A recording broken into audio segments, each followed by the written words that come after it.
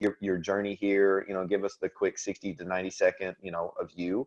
I will say to the entire team, guys, and I said this on the Power Day call that we just ended, whenever Tabby has rave reviews about anyone, I know it's somebody we should listen to. And so first and foremost, Tina, thank you so much for being here and pouring into our agents at a high level. And obviously it all starts with listings, right? Leads, listings, leverage is the way. So thank you very much. You've got a great, me. yeah. Really, I love your office. So that's awesome. That's awesome. Well, we've got some exceptionally talented people on. We've got some exceptionally talented people on here. And Katie's going to help moderate a few things as far as mutes and everything. So if you need muting everyone. yeah. So Katie's your go-to person as you go through, okay? And if anything like that, and then we'll rock and roll from there. So Tina, welcome, thank you, and let everybody know what's going on. Thank you. Again, thank you so much for having me. I really appreciate this opportunity. And I truly love your office. If you guys have ever been to a family reunion or mega camp, you've probably seen me because I like to tag along. But so I'll just jump right in. So my journey actually started back in October. That's kind of led me to where I am right now. So I woke up one day and went to the gym to go work out with my trainer, and was in the locker room and just didn't feel good. I felt dizzy, lightheaded, nauseous. So I actually texted my trainer from the locker room and said, hey, I don't feel good. Well, I'm probably going to go home. Had to sit there until my dizziness stopped, went home, crawled into bed, and then could not get back out of bed. So I had no one knew what was wrong with me. We couldn't figure it out. Turns out it's stress related. So stress can do horrible, horrible things to you, just as a warning. So I then spent the next couple months trying to figure out what was wrong with me.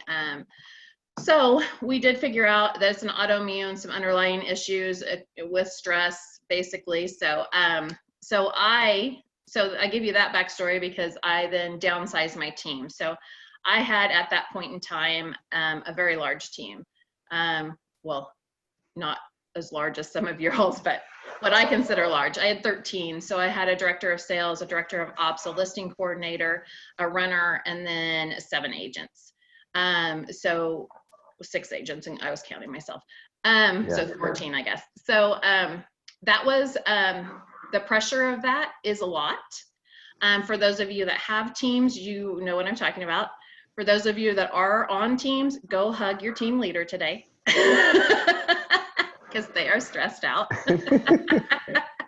It's just a lot of financial pressure. It's a lot of pressure. So I made the decision to shut my team down. So my team now consists of 3 of us. Well, my mom, 4 of us. So unfortunately, we have to compete as a group because I'm not willing to fire my mom, but she's retired, so she just kind of helps us on the side. So and I took January and February off to kind of heal myself, and then the pandemic hit. So it was a little bit of an oh crap moment for me, right? I had just taken January, February off, and for you guys that know, pipeline is the key. And 90 days of lead generation is a rule that I have tried to overcome my entire career, 20 years in real estate. That thing is hard fast. You have to lead generate 90 days ahead of where your business is. So I got into action real quick and adjusted. I would say we adjusted quicker than anyone here because all the agents in Kansas City, a lot of them modeled things after what we were doing. So I knew I have an autoimmune and asthma. So I knew I couldn't, my doctor was like, nope, not leaving the house. So I knew I had to make an adjustment there. We probably, like you, had like almost, and we still do to this day, like 3 camps of people. The people that feel safe and are like business as usual. The people that are concerned or just kind of the middle of the road, and then our people that have health issues, underlying issues, elderly parents, that kind of thing, who are scared. So what we realized really quickly is we had to adjust and shift and tailor our systems and our business models to match those 3 people. So our motto for the first week of the pandemic was, okay, we got to meet people where they are. Where are they? Let's reverse analyze this and build our systems around that, if that makes sense. So that's what we did. And I have still not left the house. I've left the house a couple times because I've made a few modifications that I'll share to my listing consultation. But the long and the short is that and my drunk monkey, or whatever you want to call it, negative self-talk was like, oh, you're screwed, girl. But I'm not. I'm actually flourishing. And we have been able to do, we've been able to close, get 20 listings listed and close March, April, May, using, and I haven't seen anyone other than Zoom. I love this. Completely I love this. So during today's session, you're going to essentially teach everybody how they can operate at a high level, listings focused from their gray bluish office on a nice couch. Is that what you're saying? Right. Well, it's a horrible office chair actually, because it's really cute. But I have I got a new ugly one. I got a new ugly one coming in today. when you sell 20 houses, you can get a new couch. All right. well, it's it was an adjustment because we went from 45 million every year but this year we do have 41 closed and pending, and we're at 2.36 for the year, and that's with me taking January and February off. So anyway, yeah, I plan to actually just share my listing consultation and do exactly what I do with my clients. If someone will be kind enough to role play with me, because I do better when we're role playing, and I love to role play. I'm weird, but like I love it. And so if someone could do that, I'm willing to share anything and everything. Well, I think we're going to have definitely some volunteers. Becky, I'm going to let you just call somebody out from the coaching club potentially, or whoever else is on this phone call. So okay.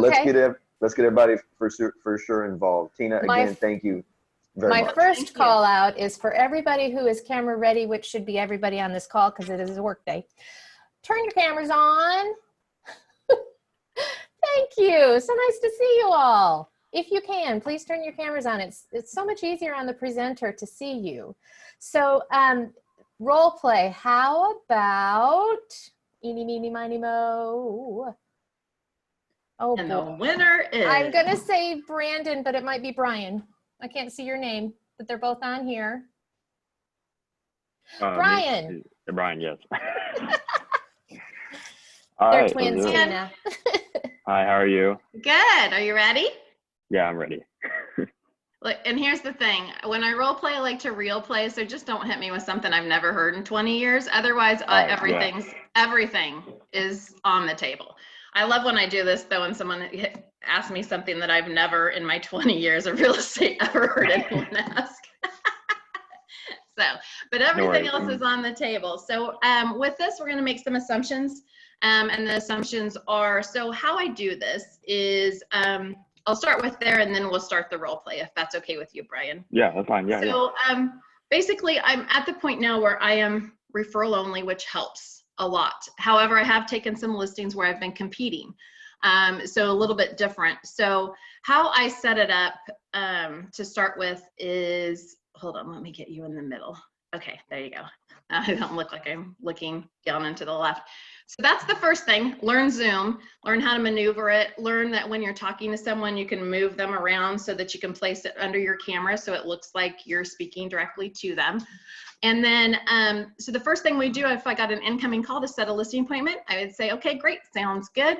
And I basically just tell them, hey, with COVID, we're doing things differently. We've adjusted quickly and adapted quickly, and we've had a lot of success. So we're going to start from there today. And I just basically explain that I have an autoimmune. I won't be able to be in your property. However, we have the systems and tools already in place, and we know how to do this from contract to close, and we've been doing it successfully since the beginning. And so we just kind of talk about that. I talk about their needs. So same thing as before this, I always did 2-step listing consultation. So my first step would be the walk through the house, the build rapport.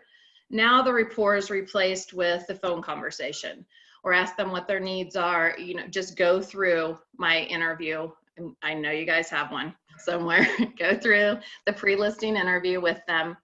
And then my next step would be to ask them to take pictures of every room in their house. And I actually have a thing that I email them, and all, Becky or Katie, I'll email all this to you so you can share it all too. So, or put it in a Dropbox file and share it so you can share it with anybody. So we email them, I email them, okay, need pictures, and here's what I need, because I found out real quickly that people will, when they're taking pictures, will leave pictures out of the problem areas. Yeah. So there's rules for taking pictures. So I need pictures that show every wall in the room, show the ceiling and the floor. I need exterior pictures facing the house, facing away from the house, same at the back of the house, and then pictures on the sides of the house. So I give them the guidelines of what I need. And then that way I can see the property in its current condition. And then I run my CMA off of those pictures. So I'm able to do that. And then also I use those pictures later to give them their to-do list. So I have a stager who, if I can, I send the pictures to her, and then she gives them back an itemized list of what they need to do room by room. She hasn't been available, so I've been the stager. She's only done one for me. However, my clients, every single one of them love this. They love it. So this is something that no matter what happens going forward, I will not change this. They love it because they get back a Word document or a PDF from me that goes room by room, exactly what they need to do in each room to get the house market ready. So they love it because they get a checklist.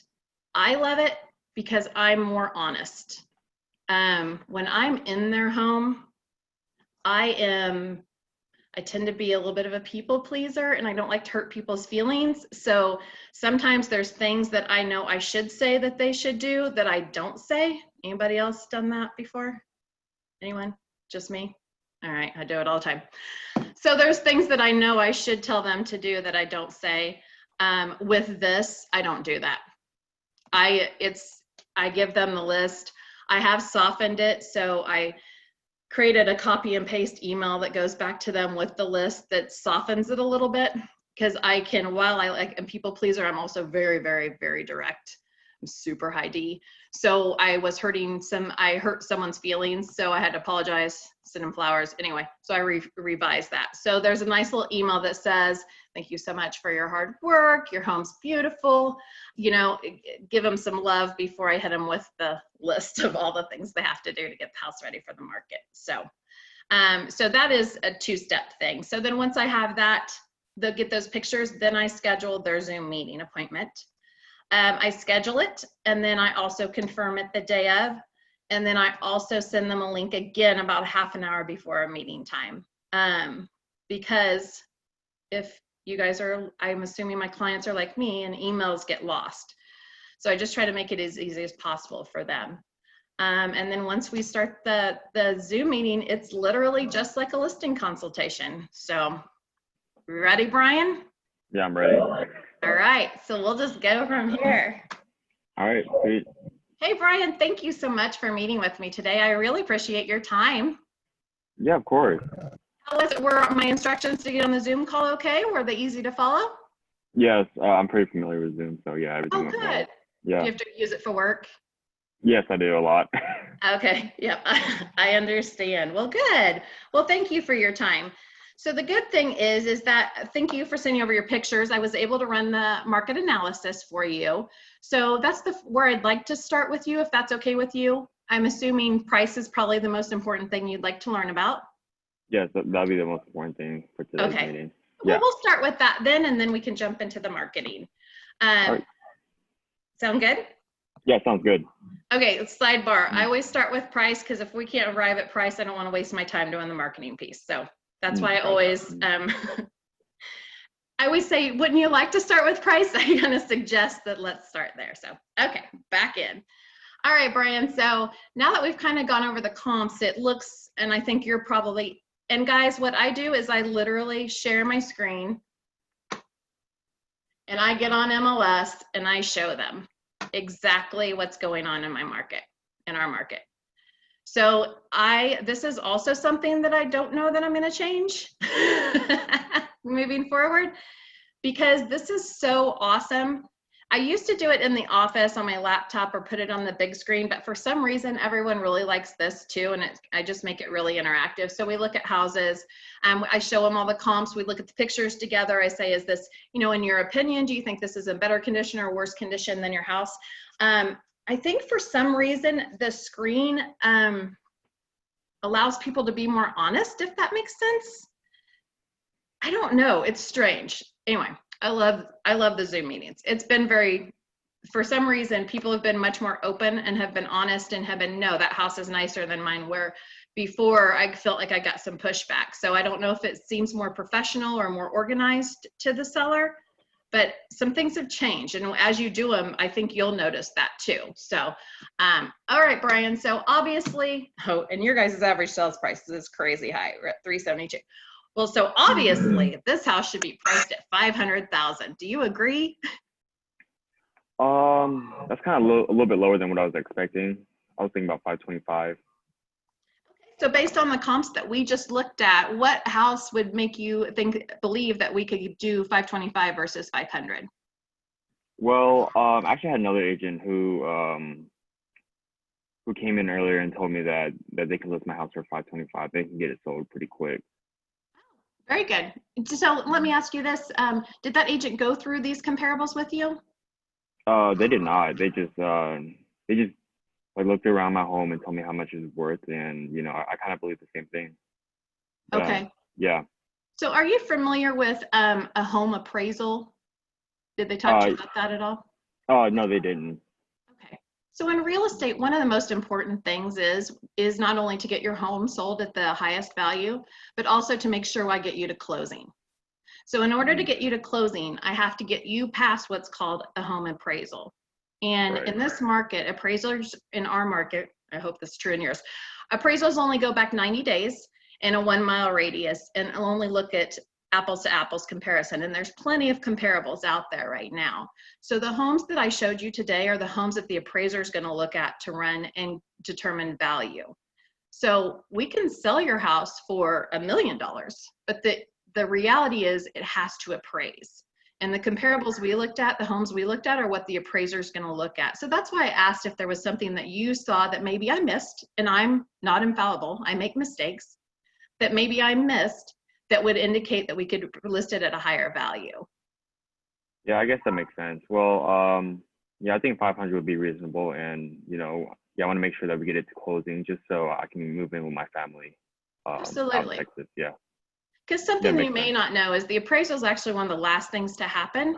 So we want to set you up for success. So we don't want you packed and ready to get on a moving truck and then have a low appraisal come in. So we want to price you aggressively. And look, Brian, here's the thing. I get paid off commission. I want to sell your house for the highest price possible. You and I are on the same page. Yeah. The higher we sell this house for, the more money I make and the more money you make.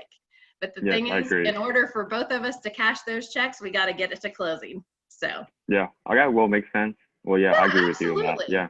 Well, in pricing is such an important piece of listing your home, and you have to look at those comparables. So it really scares me, honestly, that the other agent didn't go through the comparable properties with you. So I'll be sure to email those over to you and make sure that you feel comfortable with them. Is that okay? Yes.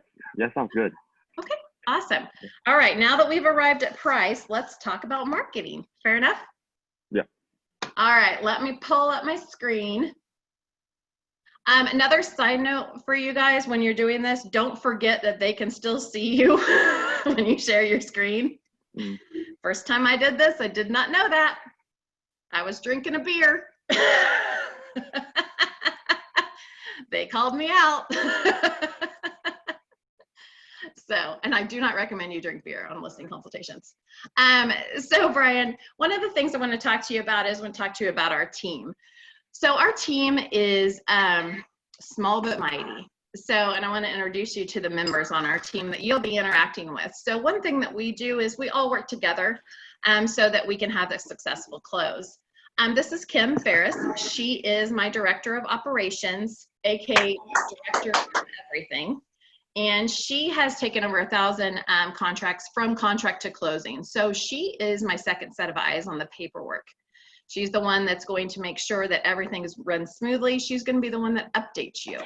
Because one thing that we make sure that we do is we make sure that we update you all along the way. You'll be getting weekly updates from us, actually more than weekly. You'll get weekly call from me, weekly call from Kim, and then you'll get updates ongoing.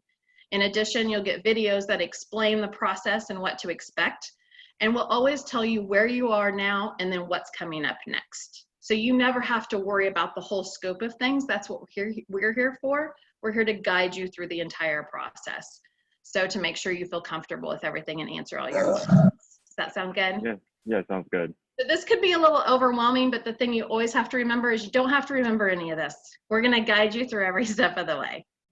All right, yeah, sounds good. This is Jordan. This is my buyer partner. So Jordan is the one that handles and works with our buyers. So she is also the one that will be doing your virtual open houses.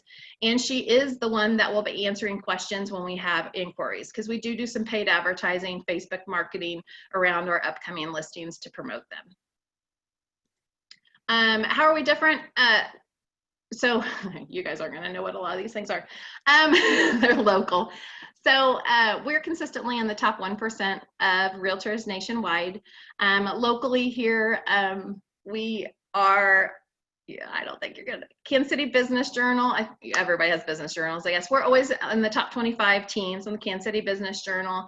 And we just really have, we have a 5-star rating, and we would always invite you to check out our Google reviews. We have over 100 Google reviews, and we do have 5 stars. So I'd love for you to see what our past clients have said. So our goal is to knock it out of the park for you so that you tell every person that you know about us and refer us. Okay? All right, sounds good. All right. We also give back. So every year we give over 10,000 back to local charities. Casey Pet Project is one of the main ones. I'm very passionate about animals, so that's one of our main. Brokerage, why it's so important. We are affiliated here with the largest real estate brokerage in Kansas City. So Keller Williams, and specifically our office, has over 525 agents in it. Why that's important to you is because you get more exposure. So we have a private Facebook page where we share listings, we share needs for clients, and we're able to do some matchmaking that we're not able to do in the public due to our restrictions. So this is important to you because we're able to pre-market your property to most of the big teams in Kansas City because they are all in our office. Over 1.4 billion in 2019. This is our Kansas City Business Journal. We're also named one of the top teams by Real Trends in America. Okay, that's enough about us. So we know what we're doing. Good. We're gonna take good care of you. We're gonna get you to closing. Sounds good. That's what I like to hear. Yes, absolutely. Our marketing plan is extensive, and it's I'm not going to go through it line by line. I will send you a copy of it line by line. What I'm going to talk about are the things that we do that are the above and beyond things of what normal real estate agents do. Okay? These are the extras. These are what makes us special. So this is the list that I will email you. And then we'll go visually. So the biggest thing that we do is we do prospect for buyers. And we really do this. So we have in our market something that's called a reverse prospect match. So when we put a house on the market, we are actually able to reverse match buyers to the property. So what this means is, this is when, you know, when you hire a buyer's agent, and it's 94 or 96% of buyers have a buyer's agent, right? Were you aware of that? Mm-hmm. Yeah, it's really high. So what we do when you hire us, our job is really to market to the agents who have the buyers. So that's where we start right away. We're able to do this reverse prospect match that matches us to the agents that have the buyers. Sorry, I think let's stop the share for a little bit. So what that means is that I will get a list of all the agents that have buyers that are looking in your price range and in your neighborhood. It's that specific. And then what we do is I go through and I actually call all of those agents, and I really actually call them. And then we also send them an email that will have a link to your photos and a link to your Matterport 3D tour, which I'll show you a little bit later. So the reason why this is so important is if they have 94 or 96% of the buyers have agents, why wouldn't we direct market to the people that we know have your buyers? All right. Yep. Yeah, that makes sense. It's very, very successful. It's very impactful. And I like to work smarter, not harder, because that's what's going to get you your top dollar, right? Yeah, I agree. Me too. Yeah. Yeah. We totally are on the same page there. So we also do virtual 3D walkthroughs. Again, we'll look through that. Electronic flyers, masterminds. I'm in several mastermind groups where we share listings and talk about upcoming listings and try to do some client matching ahead of time. But honestly, in this market that we're in, it's best for you to go open market, what I call open market. So let's say I did find a buyer for you that would pay full ask and close right away. I would present that to you, but I'm still probably going to recommend that you go open market, meaning we go on the MLS, we go live. I do all this work because we are in a seller's market. And what a seller's market means for you is the potential of multiple offers. Now, that's nothing I can promise. So I keep forgetting to charge my crystal ball every night. And if I just would, it would be so much easier, but I haven't. So I don't know what the market holds. And our market is, because of the pandemic, is a little bit all over the place. So what we do is we just put our best foot forward, price aggressively, because in a seller's market, you can't underprice a home. Does that make sense to you? Yeah, that does make more sense. Yeah. Yeah, because when you're in a buyer's market and you have so many buyers and limited inventory, if you underprice a home, it's probably going to make a bidding war happen, right? Yeah. In fact, it's a strategy. I have some clients that decide on that as a strategy to underprice their home. That way they can set a highest and best deadline. So in your market, in our market, I don't know about yours, but in our market, 500,000 is considered a luxury listing. So I wouldn't recommend underpricing in a luxury market, but I do think that $500,000 will get you a lot of excitement and a lot of activity. Okay, So. yeah, sounds good. It makes more sense. Good. If you have any questions at any point in time, just holler, please. Okay, yeah. Yeah, because I know sometimes I can talk real estate-ese and it's not actually, I can get into using the lingo. So if I do that, please just be like, what does that mean? This is actually what a reverse prospect match looks like. So when we launch a listing, you can actually go through and it'll give us the agents. And then it's just a reference number to their buyers because, of course, everything's confidential, but it tells me that these are the agents I need to call. We will take professional pictures. We've used the same professional photographer for 5 years. He takes amazing pictures. He knows exactly what we like. You will never, ever, ever, ever see any of our houses with any pictures that even closely resemble these. So this is my favorite one because this realtor was too lazy to get out of their car because that is a window. Yeah. Well, and this house, ironically, I had shown this house when it was vacant. This is a beautiful kitchen. I didn't even recognize it until after I had shown this house, and then I had looked at this picture and I was like, oh, that's the same house. It looked completely different. So we're going to make sure that we market your property in the best light possible. And I'm telling you right now, the consumer wants pictures. Pictures, yeah. Pictures, pictures, pictures, video, pictures. So that's what we really focus our marketing on. And marketing absolutely does matter. This is a great example. This is a house that was listed last year in our market for $414,900, and it was on for 73 days.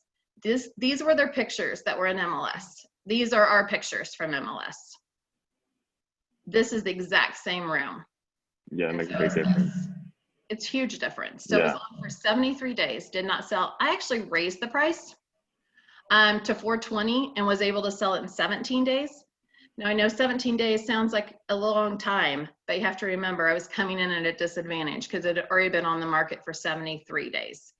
And your first 2 weeks on the market are the most important. Right now, your first week on the market's the most important. So we will use professional photography. Marketing, we like to use this advertising that we use, I actually got this from an agent I mastermind with in San Diego. He's awesome, named Andrew. And he, his comment was, buyers don't care. Why are you guys putting all these words in your flyers? That's exactly what he said. He goes, they want to see pictures. So give them what they want. So we have changed our marketing, and we do give the buyer what they want. So we're focusing on these magazine style brochures that we also have in PDF version, so that they, if they want to do virtually, they can. And we just focus on the pictures. Simple as that. Are these being sent out to the neighbors and around town, or how does that work? Sorry? Are these flyers being sent around town or in the neighborhood, or how does that work? No, we actually, these are going to be in the home, because they're also going to contain, it's actually a brochure. Gotcha. Okay. So it will contain, we'll ask you for your average utility cost. We're also going to ask you for the top 10 things that you like about your home. And then we're also going to include your seller's disclosure. So the intent of this is to provide the buyer a packet of everything and anything they could possibly need to write an offer, because we want to make that as easy as possible for them. So, and then the top 10 thing, I'll work through that with you. Sometimes that freaks people out. If you don't have a top 10, I'll be happy to provide you a top 10 for your house. Yeah, sounds good. And in that top 10, one of the things that we'll focus on is overcoming objections. So I noticed that, like example, that your home was pretty near the subdivision pool. So that can be considered an objection. So in your top 10, what we're going to focus on is how much you love being within walking distance to the pool, and how that you love that you can see the pool to know if it's busy or not busy, and can potentially, keep your eye on children and things like that. So we're going to turn any objections into positives in that top 10 list. And we've found that very, very effective. So. All right, sounds good. Tina Team blog we use this for social media. So our biggest, I was going to say that sometimes it's not necessarily big, but our biggest promotion, or where we get the most buyers, is from Facebook, hands down. And we do Instagram, we do Pinterest, but Facebook's where we it's where we spend our time and money. So our blogs, our website, the things that we just use that to share to Facebook. And we make sure that we're a member of every real estate, every lender, every insurance agent Facebook group. And we will post your property in that group to make sure it gets the most exposure as possible. And we also do run some Facebook advertising to get to maybe people that we wouldn't normally be able to access. Okay. Internet marketing obviously is the focus. So one of the three things, Trulia, Realtor.com, and Zillow. Have you heard of those sites? Yes, I'm familiar with them.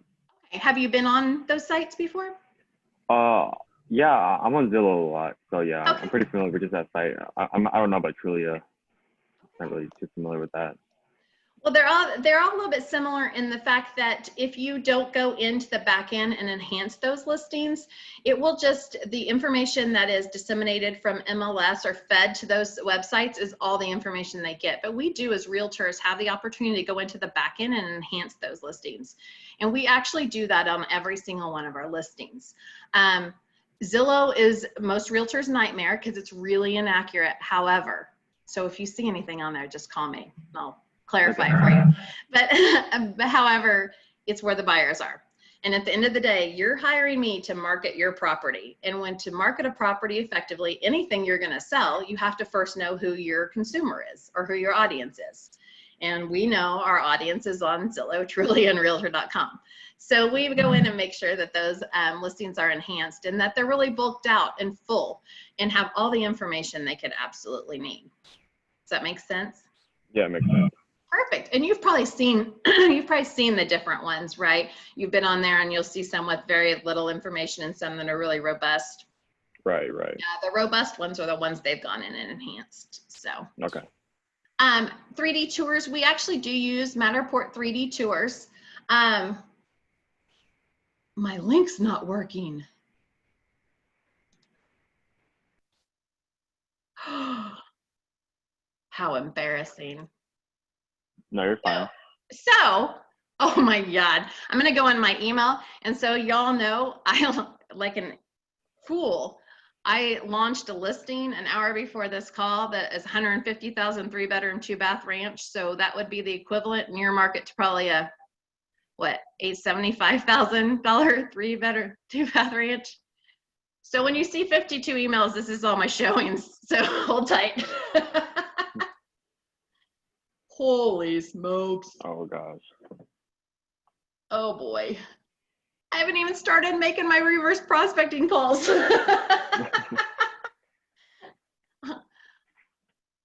I'm in for a fun weekend.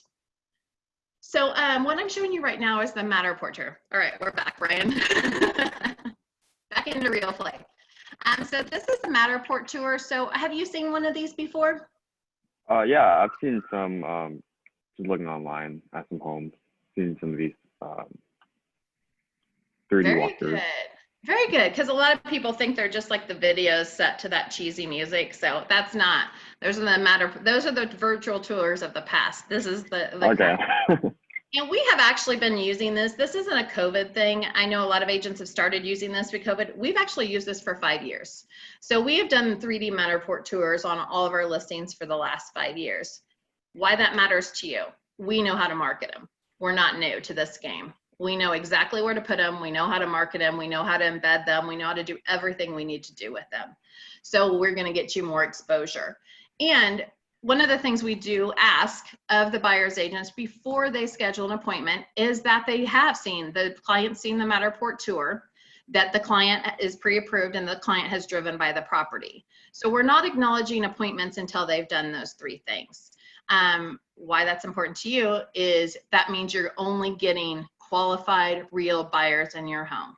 So and in our market, we aren't able to show more than 1 buyer at a time, so we can only do half-hour blocks.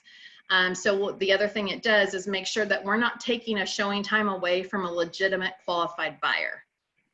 The times that are taken are buyers that are ready to go. They've seen the house, they know what they're getting into, and they're still interested. So it'll cut down on your showings and make them more qualified. So no looky-loos. No Just going in. Yeah. Right. That's good. That's the worst, when you clean your house and make your bed, Right. and then they're just looky-loos. So that won't Yeah. happen. So, the Matterport tour is pretty awesome. It has what's called the stall house view that gives you an overview, and I know you're already familiar with it. And then you can do the virtual walkthroughs. The reason these are so important is because we have actually sold houses sight unseen using these Matterport tours. It allows people to look up, look down, as you can see. There's no surprises. This carpet probably needs replaced, but the buyers are seeing that before they come into the property. So there's no surprises, and we're not getting that feedback. We're overcoming objections, and we're knowing exactly what they're getting into when they're walking into the home. Right. They can look at light fixtures, they can look at flooring, and they can go actually all through the house. So very effective tool. It also allows them to look at the floor plan, so they can see the floor plan, and you can move from floor to floor with that.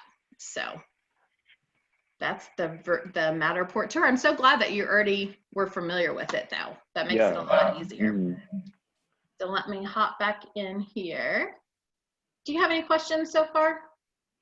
No, everything is looking great so far. Okay, well, just tell me, because I am a fast talker. So. No, you're fine. I got it. That makes me a good realtor. I got to make all those calls, right? Yeah. So pricing, let's talk about pricing. So one of the things we're going to do is we're going to make sure that you have what we call the most searchable exposure. So I'm glad that you agreed with me on that $500,000 price, and you're really, really going to agree with me after I explain why I recommended that price.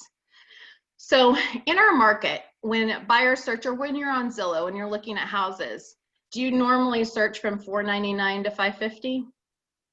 No, I don't. Right. So that's why we're always going to price your house so that it gets the most searchable exposure. All the websites are set up on the evens. So we do not do what I call Walmart pricing, which is the $499, $950, because the last thing I want to do is for someone to miss your home, seeing your home by $50. Right. Makes sense. Could possibly, or even worse, what about $499, $999? They miss it by $1. Yeah. So, right? I mean, it's crazy. That would suck. The other thing I'd like you to think about is at 500,000, that is what we call a price break, right? It's a natural price break. So I love this price, because now what we're going to be able to do is we're going to be able to catch those buyers that are looking from 475 to 500 and from 500 to 525. We're actually going to be able to get in front of twice as many buyers, 2 pools of buyers versus just one. Yeah, that makes sense. You're feeling really good about that 500 price right now. Yeah, I am now. Yeah. I thought you would. I don't know what I was thinking about earlier. I don't know either. Yeah. It's all right. I got your back now. So that's why we're going to price you like that. And plus it's just an opportunity too. So when we do go on, we will always look at the $500,000 price is because I know you're pretty ready to go on the market. So I will run comps again the week we go on the market, however. And if there's an opportunity, because that's how volatile our market is right now, if there's an opportunity to change that price, we absolutely will. So you and I are going to look at price again the week we go on the market. Okay. That being said, it's a very volatile market. So we'll look at price again the week you go on the market, and depending on what happens in our market and in our world, that $500,000 price we may need to talk about that too. So we just want to give you the price that's going to give you the best chance. Because you're so close to being ready, I don't see anything changing in the next week or two that's going to affect that price. But I just want you to rest assured that I'm going to be watching it every week to make sure that we price you effectively. Okay? Okay. Yeah, that makes me feel better about that. Well, yeah, because you've done all this work. We got to get your house sold for you. Things that affect sale of a home. The market, of course, sets the prices. We've kind of already talked about. We look at the comps. The market sets the price. Condition is you. So that lovely little honey-do list I sent you, the more things that you get done on that list, the quicker and higher price your house will sell for. And then the marketing's me. So that's my responsibility. Fair enough? Yeah, fair. Okay. We don't even have to go through these because you already understand this. You'll have your own website where you're going to be able to see your showing feedback, and you and I are going to talk about that. So as we get showing feedback, especially after the first one, I'm going to call you, make sure everything went okay, make sure the showing went okay, maybe make sure you were notified correctly, and then we're going to talk about the feedback. We won't talk about each individual feedback unless I see something 2 or 3 times that, then I think that's probably something that could be a concern. So if we hear it 2 or 3 times, then probably, most likely, I'll give you a call and we'll just kind of talk about it and talk about if it is a real issue or not a real issue. Fair enough? Okay. Yeah, fair enough. Yeah. And then the next steps are we'll sign the listing agreement. And then we'll bring in, so we're kind of doing this differently nowadays. So we've kind of already, you sent me your pictures. I'll get you back that list that I promised you. If my stager has time, I'll have her look over that. But if she doesn't, it's going to come back from me. And the reason being is in this market, speed to sale is almost more important than waiting for the stager. And I'm a big believer in stagers. But right now, in our market, we've already, if you think of a bell curve, we're already starting on the back end of that bell curve. Things have been slowing a little bit. We're seeing prices loosen up a little bit. We're still at the very top of our market. Not trying to scare you, but we are on the back end of that bell curve. So that's why I say speed to market's more important. So I don't want to wait a month to have the stager get back with us when the market's still so strong. So we're going to go ahead and move forward. Gotcha. Yeah. And then, so our marketing director will visit. I actually will do a walkthrough prior to your pictures. We'll time out. This is something I've changed since the stay-at-home was lifted, because what I had happen with a couple listings is there was some issues in the basement that I didn't know about and kind of got blindsided. So what I've started to do is I do a walkthrough right before pictures, make sure the house is ready, and then also to make sure that there's nothing that wasn't included in the pictures that I would need to know about. Does that make sense? Yeah, that makes sense. So I just do an empty house walkthrough. So, okay, back in real play. Okay. So Brian, what I'd like to do is right before the pictures, I'm going to come through, make sure the house is staged. I'm going to do a walkthrough. Again, I do have the autoimmune, so I will ask that it's a vacant house, but we will have the combo lockbox put out. Our listing coordinator will call and schedule all this with you and explain every single thing that's going to happen. And so to make sure that you feel comfortable. So that day of pictures and 3D tour, you really can't be there anyway. We need to have dogs boarded, house needs to be show ready, and so that we can get all the pictures and marketing knocked out in that one day. But we'll schedule all that with you. We'll hold your hand through all of it. Remember, you don't have to remember any of this. We're here to help you. Gotcha. Yeah, perfect. Then we need about 2 days to complete our marketing, and then you can go live on the market. So yeah, absolutely. Once you're under contract, then next up's inspections and then title. These are just the big rocks, right? This is too much for you to remember at one time. So these are the big, huge rocks. And then we'll just take you through the whole system. And then to closing. So again, I would recommend or ask you to check out our Google reviews and read some of our reviews. You would be luxury marketing in our market. So your luxury marketing, I'm going to go with it because you would be luxury in our market. So I am a certified luxury marketing specialist, which means I have access to some websites and some materials that are able to market your property in a different way than homes that are under 500,000. So just know that we will be using those tools for your home too. All right, yeah, that's good. Yeah. And then COVID. So this is really up to you. So this is where you kind of get to decide how your home is shown and how we handle it. So we have lots of different options, and we have done every single one of these from contract to close. So we can take care of you. So it's really up to you and what you feel safe doing. So the first one is no in-person showings, Matterport only. And we have done that. We had a gentleman who was an elderly gentleman that had some underlying health issues, so we went Matterport only.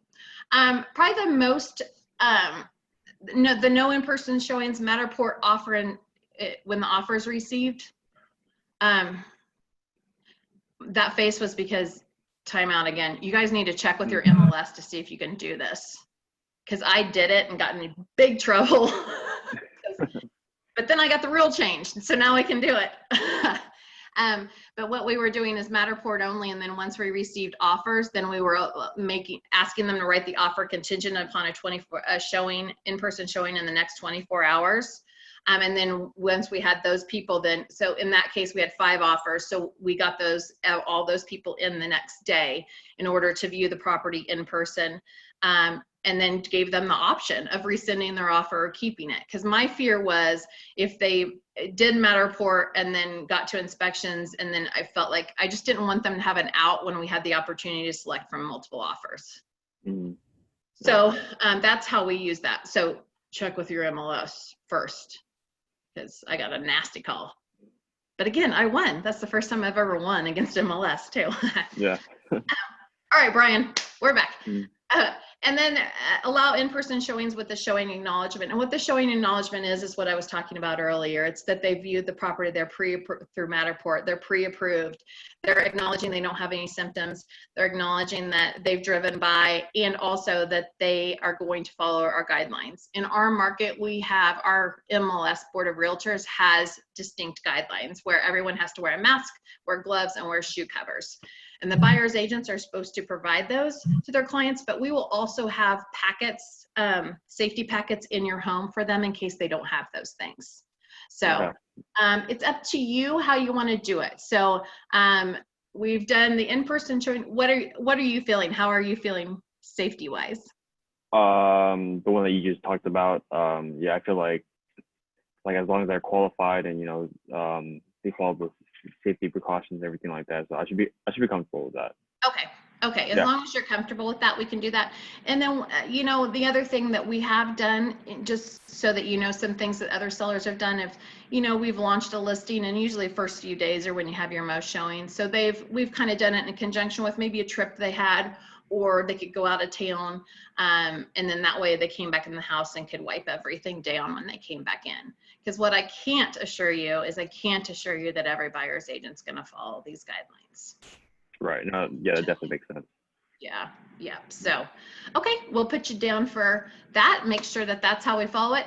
We will have a hold harmless agreement that our office does require. It basically just says that you're going to hold us harmless. So if anyone was to contract COVID, and I know we don't have the shelter in place anymore, however, but our office is still requiring this form. So it's just a hold harmless says that you won't sue me or yeah. my office.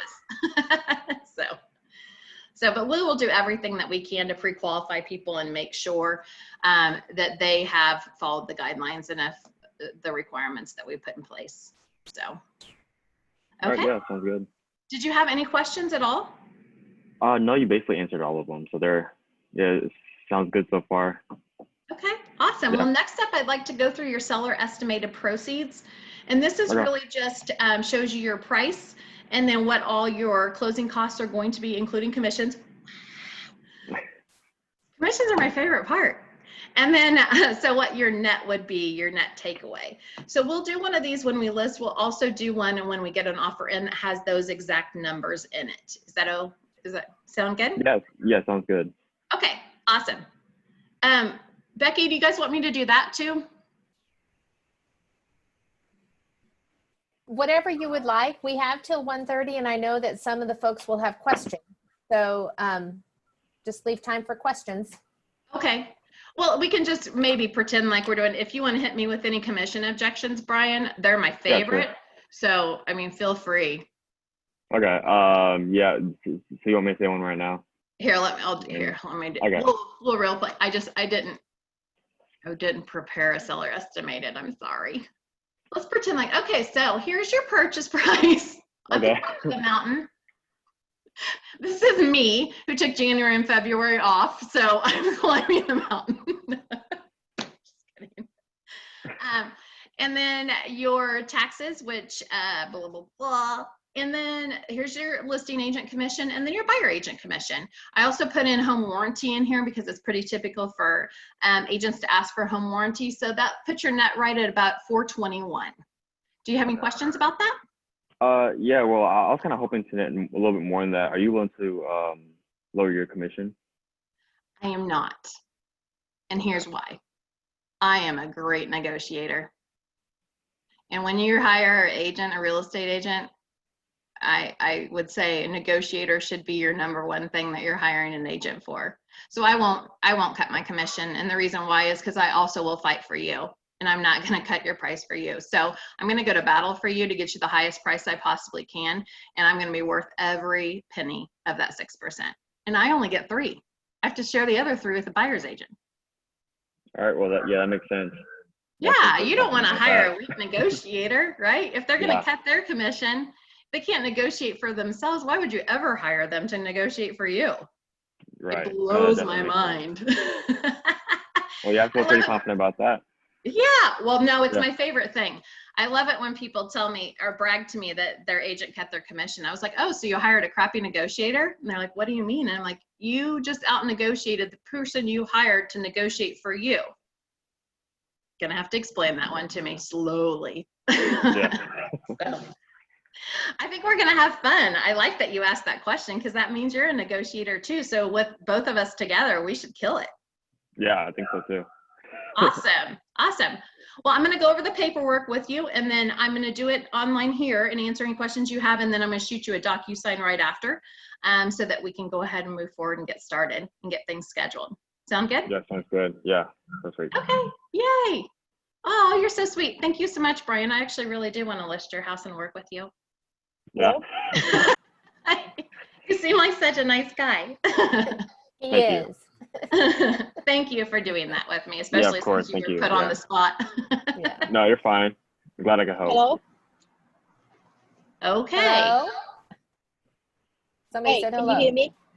Yes, me, Kathy. Hi, Kathy.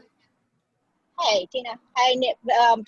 I'm sorry, Becky. That's okay. Do you have a question? I'm sorry. Yes, I was driving, so that's why I unmute. So, but I have a question for, I think, Tina, right? Yes. Yes. All right. So, Tina, so how about if somebody asks you like to cut your commission because you are their listing agent and also their buyer agent? No, those are two different transactions, two different sets of work, and two different negotiations. Okay, but they know for sure that you will get commission from both of the transaction. Absolutely. So they want you lower the cost. Nope. I'm a great negotiator. I'm worth every penny I'm paid, and I'll make you back every penny of any cut commission because I am a good negotiator. It's the same answer. I'm not negotiating my commission on either side. Nope. No, thank you. And what I found in my past is if you don't stick to that, those clients typically make your life horrible the entire transaction. So anytime I've ever cut my commission, and it's not been very many times, I'll lose a deal before I cut my commission just because that's our standard of practice. But if I do, I've regretted it every single time because at inspections, they ask me for money. At closing, they ask me for money. So I just don't do it. All right, gotcha. Thank you very much. You're welcome. Answer. And I think honestly, the biggest thing is just to be confident and to know that it is. Yeah. Is that, I mean, really, is that not true? They're hiring us to negotiate for them. If they out-negotiate us, you suck. If your client's out-negotiating you, you're not a good negotiator. You need to go take a negotiation class. Sorry, that was the high D direct coming out. That's why, remember when I said I had to add a Tinder paragraph to my to-do list? That's why. You're totally right. But that, I truly believe that. You know, and you get what you pay for. Yes, that's right.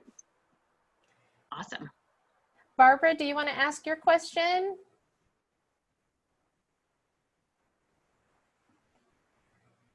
Okay, Barbara was asking for you to explain exactly how you use Matterport. Yep, I was reading that. So we use it to a lot of different ways. So when I do my reverse prospecting, so Kim has already sent out, Kim's my director of ops, she's already sent out for that listing I put on, she's already sent out the email that has the link to the photos and link to Matterport. So when I call in to do my reverse prospecting, I'm asking them if they forwarded that to their client to preview. Also, we do it, we use it all over Facebook and social media. We'll run ads with it. We also do virtual open houses with it. So we've been doing our open houses virtually. We either do live Facebook or we also have done Zoom virtual open houses because you can record on Zoom. And if you're filterless like me, you probably should never be live.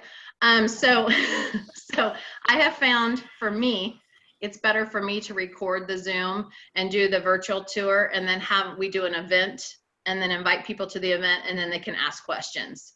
So I post the virtual Zoom tour, but I'm there in the event to ask any questions. Does that make sense? So, and I'll be honest, a lot of times I'm in there by myself for an hour, but it just is what it is. And sometimes we're not, so. So y'all feel free to unmute yourself and ask a question. You can put it in chat if you're in a noisy place or just put your picture up and raise your hand and I'll call on you. It doesn't matter. Who's got a question? I have a question. I know that you said that you use Facebook as like your biggest part of advertising your listings.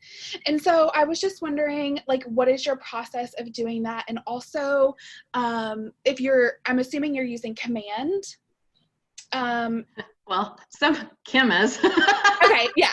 Well, I just didn't know like how, because I've done a little bit of Facebook marketing and I don't feel like I'm getting a lot of leads from it. So I was just wondering how you kind of like structure that ad and like the targeting and that kind of stuff to get it in front of the right people. Okay, good. I actually do know that part of Command, Rachel, okay, so I can actually answer that. I don't know how to upload a contract into it, but I know how to market out of it.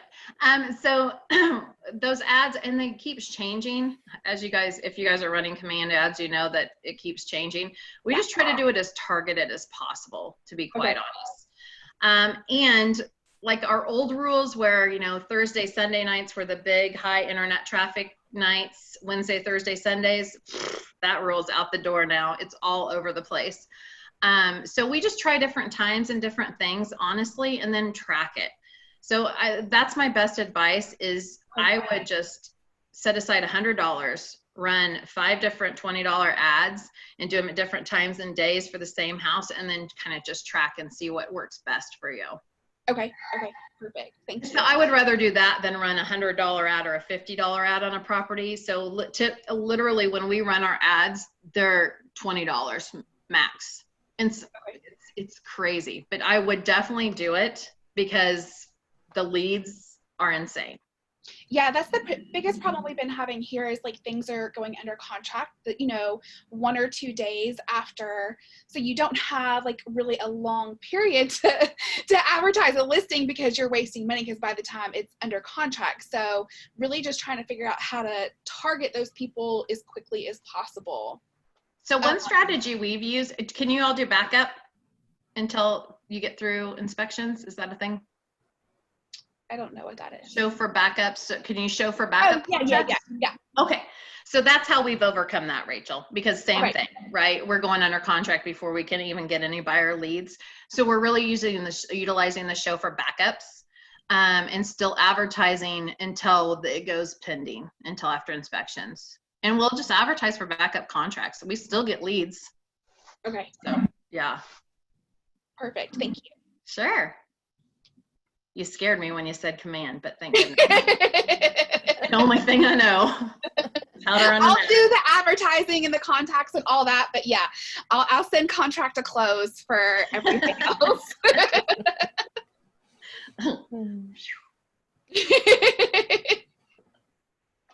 I was trying to read the questions. I've had an eye on it and I haven't seen any others. So anyone else have questions? Hey, Tina, this is Kim. So this is a little off topic, but early on you mentioned that practically all of your business these days is referral, past clients. Can you give us a sense of how you built to that point? Because boy, I would love to say that someday. Absolutely. I mean, and it is a great place to be because you can be a little more picky and choosy too. So, so part of it's, honestly, part of it's that I've been in the business for 20 years. That's the short answer. The long answer is customer service, customer service, customer service, customer service, customer service, customer care, customer service. We give back to our people. We focus on our people. The majority of our advertising money is focused on our sphere of influence. I am a little bit different. Sometimes I hesitate to I'm going to tell you the truth. This isn't probably not necessarily what you should do. I'm just saying. I really focus on a small database. So my database is typically 300 or under all the time because I scrub it constantly. The highest it's ever been is 312. Right now it's at 278. But the reason that I keep a small database is because it's a very productive database. So probably I would say 15,000 people have been through that. So remember, it's a strong database, a strong scrubbed one. So when I first started, I did the 20 contacts a day. When I first started, I had to go out in the world. So when I first started real estate, I would do open houses nonstop. I put 20 cards in my pocket in the morning and I would not go home until I talked to 20 people and handed out my card. That was kind of my barometer for success because I didn't have a database. I started real estate with 15 people in my database. And then I would add those people every day. And when you're adding 10 to 15 to 20 people every day, it builds up really quickly, but it's not necessarily a great database.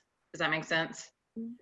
So my advice is continue, always add, always add, be in networking groups, always ask for information, always add, and then you can just top grade your database. And it's much easier to do pop buys, client events, things like that to a database of 300 than a database of 15,000. Now, I'm not saying it's right. It's just what I prefer to do. So, and then that way. I love honesty. Thank you. You're welcome. Well, you'll get that with me. No, and I love that you really focus on a core group of people. So when you say that you advertise to those people, like how are you doing that? Advertise to my sphere. Mm-hmm. I don't ever advertise to my sphere. I just love Okay. all. Okay. Yeah. So it's only love and thanks for referrals. We're actually, I'm going to share this idea because I thought it was a great one. It's not mine. It came out of the masterminds last week.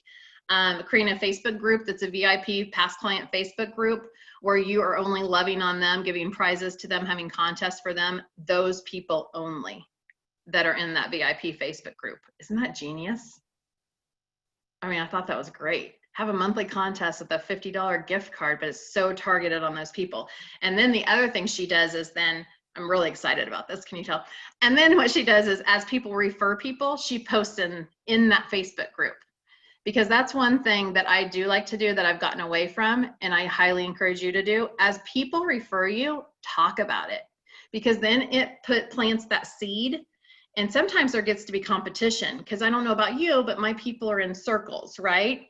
So a lot of times I'll be like, hey, Brett just sent me a referral for a listing. And then I'll tag all his friends and then just be like, who's next? Brett's winning. And like call them out. And then it becomes a competition. And then they'll start posting, oh, I'm gonna get you one. I'll get you one this week. Oh, I'm better than Brett. I'll get you two this week. And then I actually call those people and ask them for referrals because they just put on Facebook that they were gonna find me a referral. So a lot of times I think it's just almost thinking about how to leverage what you have. And for me, I'm kind of sarcastic. If you're funny, I like you immediately. So I like funny, sarcastic people. So that those tend to be the people that gravitate towards me. So just make sure that that's your personality if you try to do one of those things. So if you're a nice, sweet, quiet person, you come out and be sarcastic and Brett, where's your referral? Then that's probably not going to be well received. I always say that caveat. Make sure it matches your personality and make sure you're comfortable with it too. So does that help? I don't even know if I answered the question. Yes, you did. Okay, good. Sometimes my ADD gets away from me. Who else?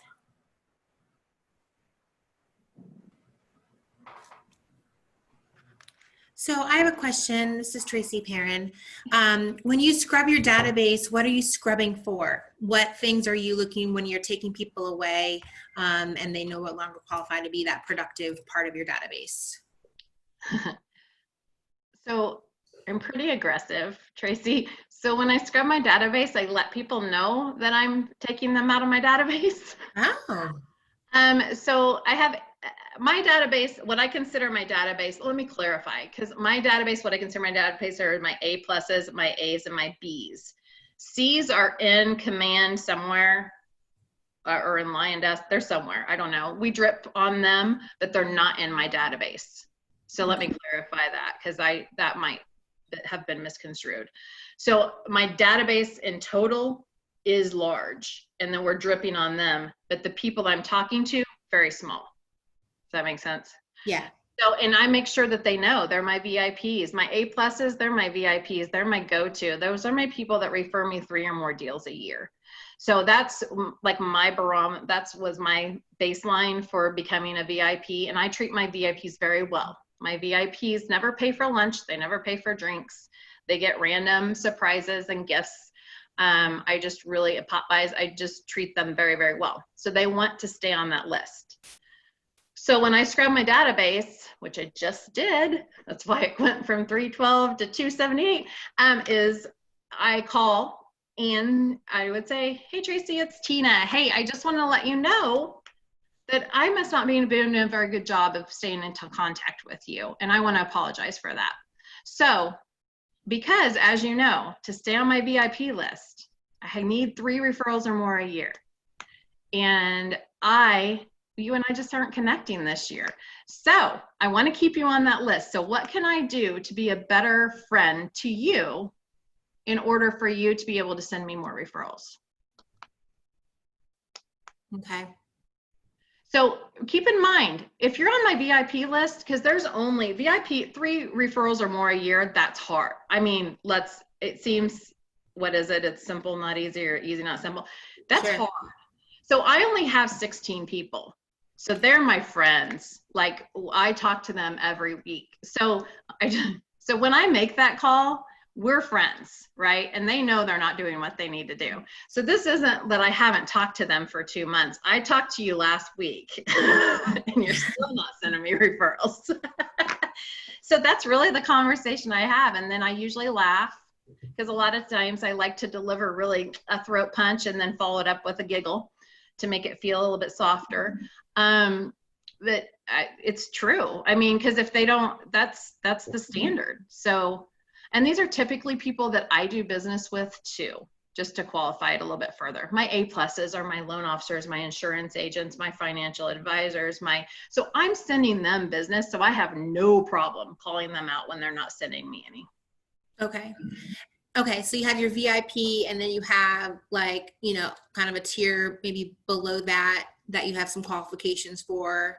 So my A's. I'm just trying to coach up to be my A-pluses. So my calls with my A's are just that, hey, you know, I really want you to be one of my VIP partners. What can we do? Sometimes we'll role play things of how to refer me. So it sounds so silly, but it is what we do. I have a flow chart that's how to refer Tina, and I can email it over to them, and it just basically helps walk them through it so that they don't get stuck on the I know a realtor. It gives them the next questions to ask. So I really spend a lot of time training my database to refer to me. And believe me, don't feel sorry for them. I treat them very, very well. Love it. And then if it's a B that is like teeter on C, I'm not going to call them and be like, look, you're moving to the junk pile. They're just going to go into the C's and just get dripped on. So the only difference they'll notice is that they're not getting calls from me. My A-pluses I talk to once a week. My A's I talk to once a month, and my B's I talk to once a quarter. Okay. And it's really, sorry. Tracy, did that answer your question? Yeah, no, that's great. I love how tight that's categorized, and that you have a system for how often you're in touch with them based upon that activity. Well, it just makes it easier, and it's really been beneficial. Like I feel like I was just been preparing for this pandemic my entire career because it really has helped a lot now, right? Because I don't know about you guys, but my care calls were taking between 20 and 27 minutes a call. Right. Yeah. I was tracking them. Yeah. Because I don't have 22 minutes of attention for a call, so I really had to work on that. But with it being such a condensed database, it allowed me to be able to actually make those care calls and get through my database. Yeah, it's much more efficient that way. That way you're not giving so much weight to the people that are just the B's and C's down the line. You know, you're really focusing on the fruit now. Absolutely. And everyone starts out as an A+. Everyone. They have to prove differently. So everyone starts out in my database. When I meet them, they start out as an A+. Okay. Would you mind doing a role play, and I'm going to pick Rachel because she's on camera, about how you convert your open house leads? Sure. I don't know that you're going to enjoy this role play. To an appointment, to get the appointment. Okay. So, because the long story short is I'm just a kind human being, and I do have a lot of success with open houses. I don't do them anymore, but I kind of wish I did because I love them so much. So Rachel, Yeah, come on in to my open house. Oh, thank you.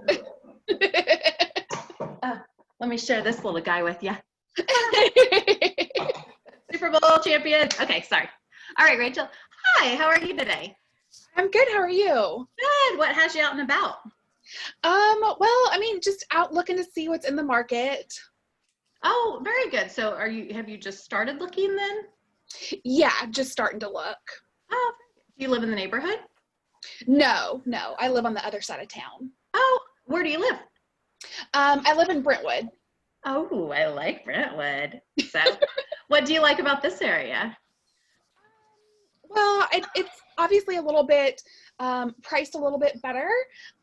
So, you know, I think that I could afford to buy in this area. Oh, very good. So is it just you buying, or are you looking? Yep, it would just be me. Awesome. Well, this is an adorable house. So Yeah. I would invite you to look around, take a look around, yell if you have any questions at all. I'll be here. I'm not a hoverer, so you just let me know if you need anything. Okay. So, and that typically works for me. I want a timeout thing. I feel like if you ask too many questions at the beginning, people start to shut down and back away and they get scared. I typically don't even come at them with a flyer because sometimes they'll freak out over that. So I'll just say, look around, information's in the kitchen. But I do always place myself in a position that they have to come back by me. Okay. So wherever I'm at in the house, I always place myself when I have people in the house in a position where they have to come back by me.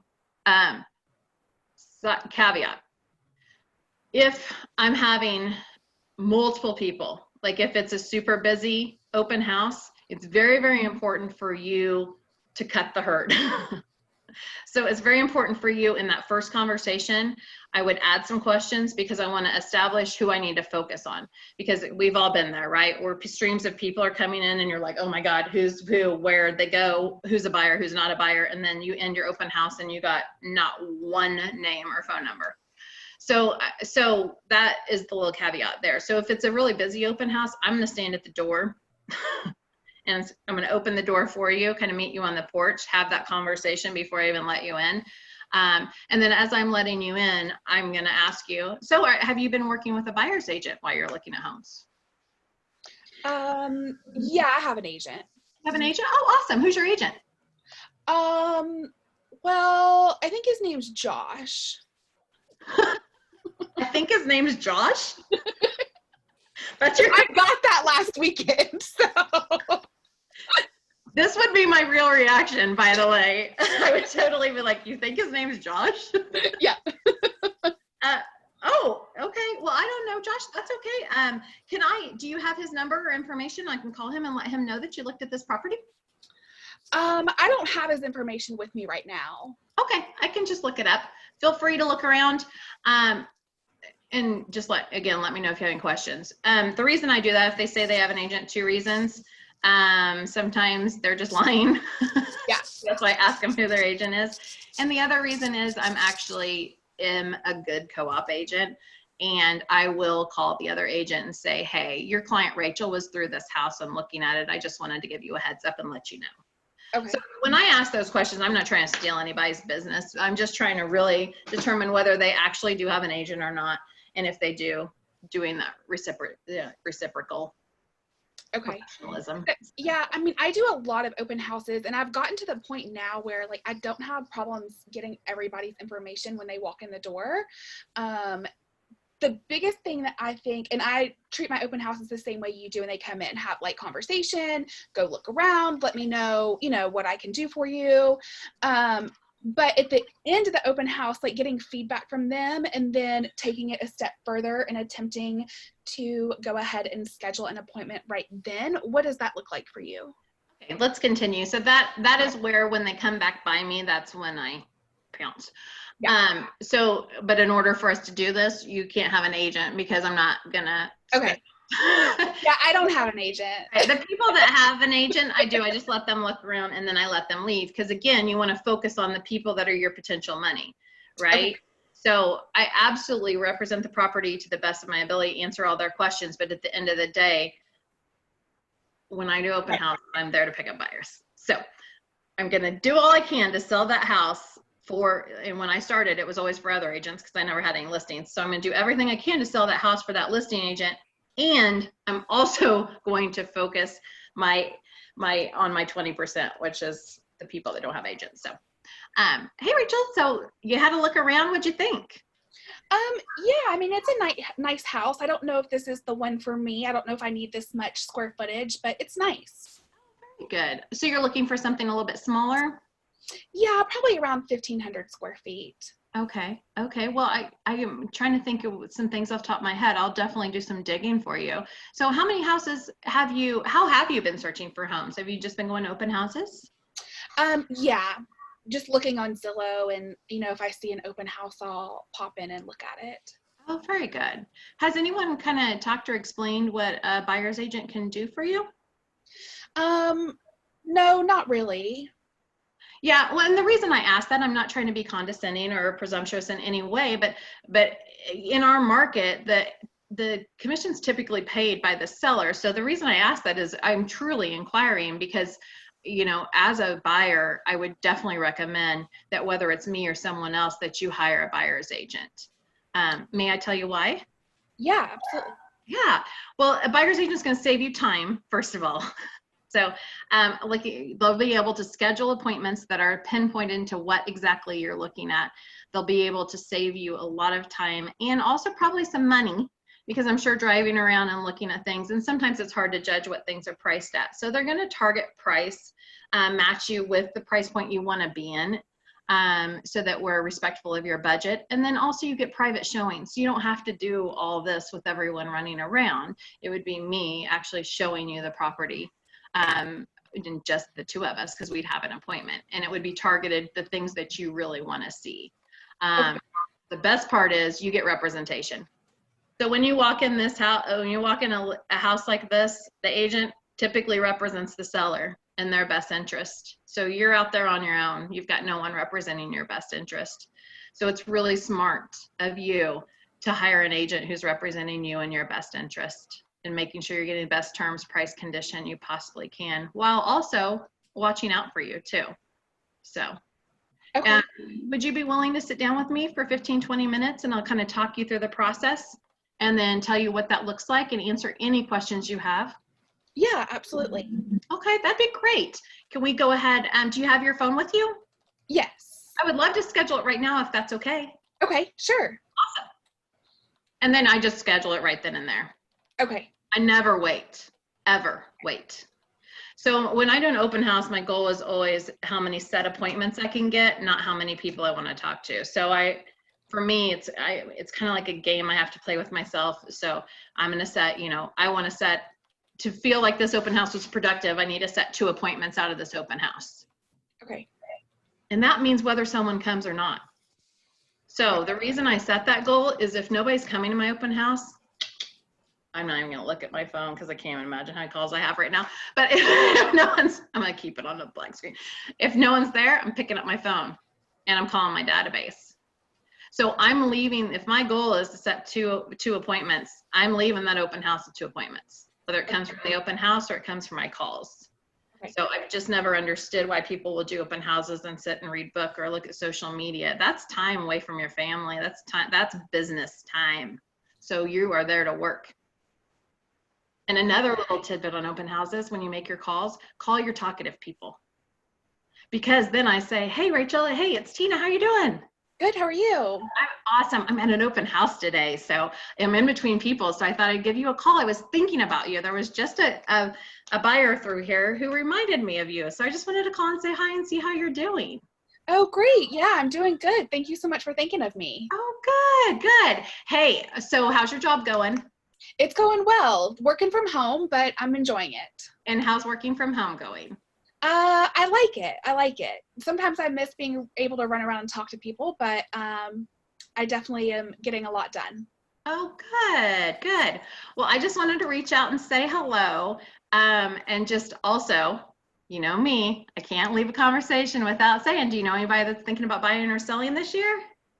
Not anybody that I can think of right now. Okay. All right. Well, now that I've mentioned it, you'll probably think of someone. So I'll check back with you, and I hope that everything's going well. And oh my gosh, I've got somebody coming up the sidewalk right now. So have a great afternoon. I'll talk to you later. All right. Thanks. Bye. Okay. So I always call my talkers when I'm in open house, and usually 90% of the time when I ask them how they're doing with work, they always ask me. Okay. So usually they always say, so how's it going with real estate? And so that's an easier segue than, so then I go that way and don't just directly ask for the referral, but I always ask anyway. Yeah. So Okay. thank you for role playing with me. You're welcome. That was great. We've got just a couple more minutes. Who else might have a question?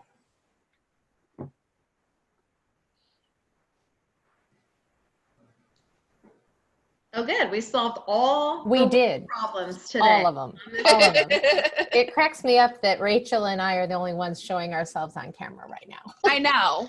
And I don't even have makeup on, guys. Come on. And you're awesome. Oh, Oh, there's Kim. love Hi, it. Kim. Well, Oh my gosh. I did shower and put makeup on for you guys specifically today. I did the shower showered part. today, but that's about as far as I got. I may or may not have slippers on. Ah, love it. Love it. So, All right. Well, Tina, thank you so much. sure. You I are love it. so invaluable to us, and we're so appreciative for you giving your time. And it is awesome to see you again. Yeah, it's so good to see you, and thank you for having me. I Yes. enjoy sharing, and it's nice to share in a different market because you can kind of just lay out all your secrets, right? Yes, and we've had a request for your contact information. You want to type it into the chat real quick so folks can reach Absolutely. you? I think I love paying referral fees. It's my favorite thing to do. Yeah. So I will definitely, and I will also, I'll also get you, oh, I just only did that to Tabby. I think she already knows how to get you. Right. I don't think that's a good use of the name, but I'll email you over kind of some of the forms that we have been using just to kind of help soften things. So, because I have learned some of those things along the way.